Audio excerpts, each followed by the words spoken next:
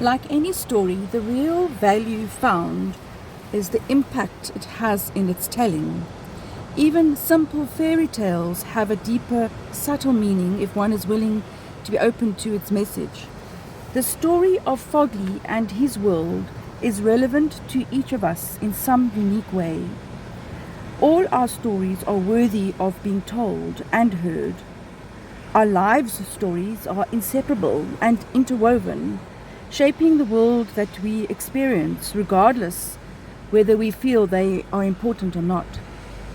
The person who scanned your purchases today, who you possibly may never lay eyes on again, is wound into the threads of conversation that took place. This is why simple acts of kindness in a spoken word or gesture can reflect great beauty.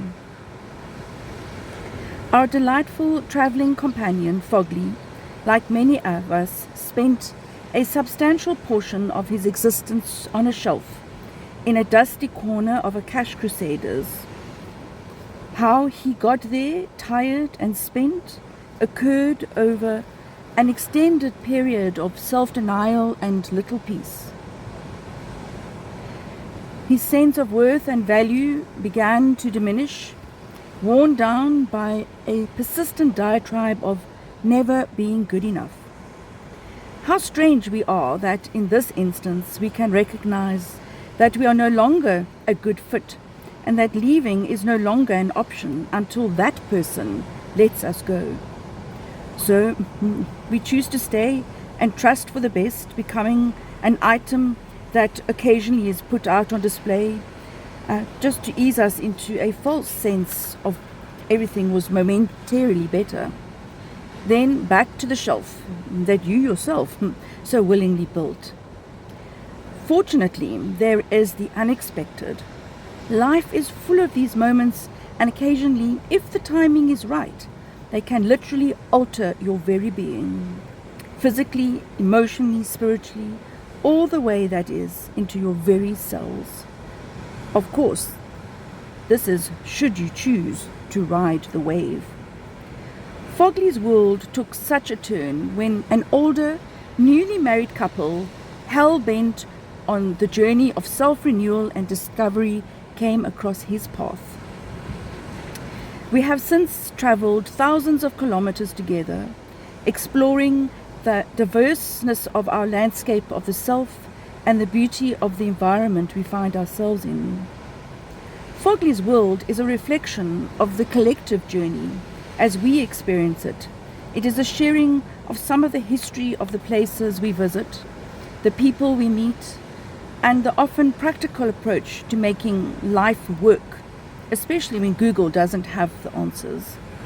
This is, simply put, a documentary of potentially an 18-month retreat into the unknown.